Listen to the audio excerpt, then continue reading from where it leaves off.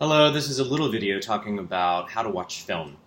So to watch this video, you might want to also open the critical film watching elements of film notes or a file that is located in Blackboard as well. At the end of this assignment, you'll go to the discussion board and post some examples of these kinds of things from your favorite films. The first part about watching films usually is, on a list here, is about the screenplay. The screenplays typically have a three-act structure. They take this from theater, actually, because a lot of early films are structured the way many theater pieces are. And beyond that, each segment is broken down into sort of 8 to 12 minutes. It's important to say that this is the typical Hollywood sort of formula or structure, that many independent films may, of course, take different kinds of structures than these. There's usually an inciting incident, a moment from which the protagonist can not turn back. When Harry Potter decides to go with Hagrid, there's no turning back, right? Those sort of ideas. When Luke accepts the lightsaber and decides to leave Tatooine, these are the kind of moments that is forever.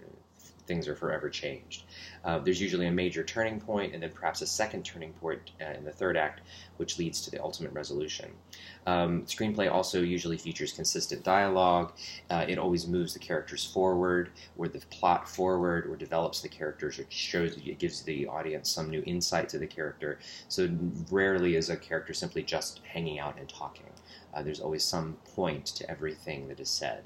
And there are frequently adaptations of films or references to other films based on different kinds of shots or things that are included. That could be visual or audio, etc. The job of the director and how you might evaluate a director's work on a film. The director is usually the captain of the ship. She's responsible ultimately for everything that happens, and all of the elements are working together, particularly in a large Hollywood film where there may be a crew of thousands of people. The director, and there are many departments over which all of those working, the director's job is to make sure everybody's working on the same version of the film. And the directors typically work most closely with the actors. The cinematographer, which may also be the director of photography or work with the director of photography, is the person who's really helping the director and the screenwriter bring what they want to bear on the screen with a camera. They're the ones who select which camera angle. You can tell even from, you guys are very adept at selfieing, that this angle looks very different than this angle, looks very different than this angle. Some are more flattering angles than others, but also they tell different stories.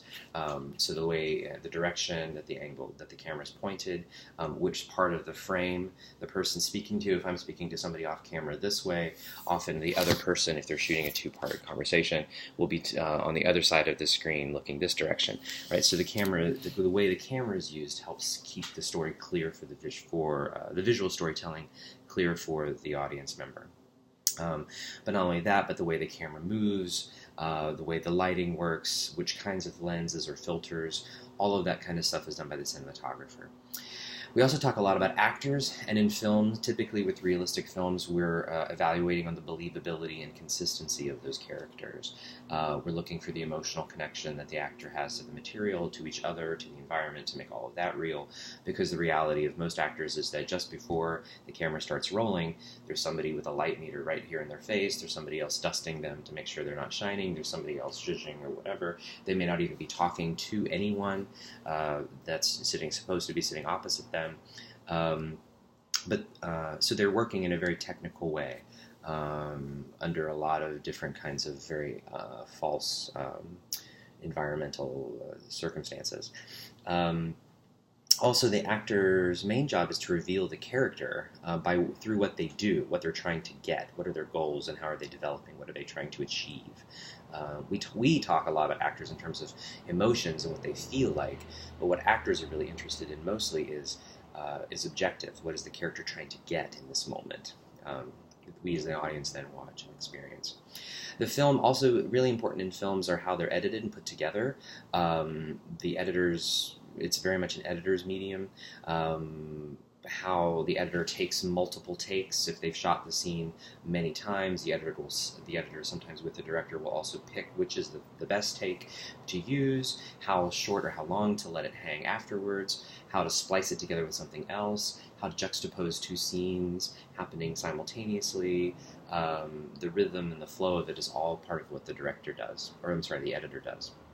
The production design is everything that we would talk about around. So, sort of how light works, what the costumes look like, what the set and the scenic parts look like, every prop that somebody touches, how the hair is designed, what kind of makeup. But it gives this aesthetics feeling. The consistency of the world becomes really important, and it gives sort of an emotional backdrop for the storytelling. I like to point out the Coen brothers is one of my favorite examples of that, like the movie Fargo or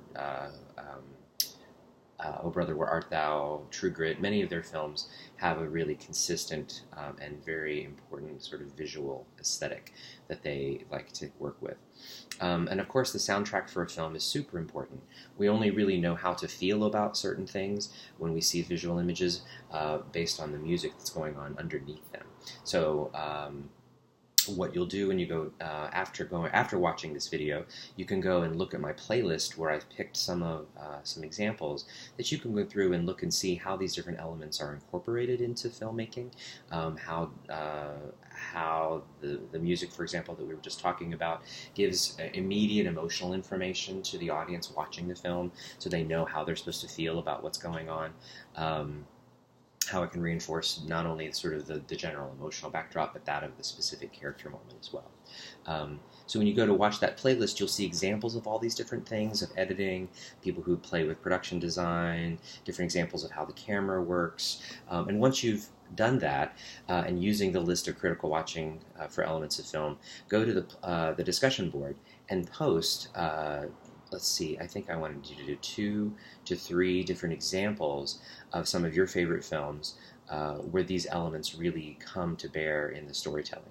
If you have any questions, as always, please let me know. Happy film watching.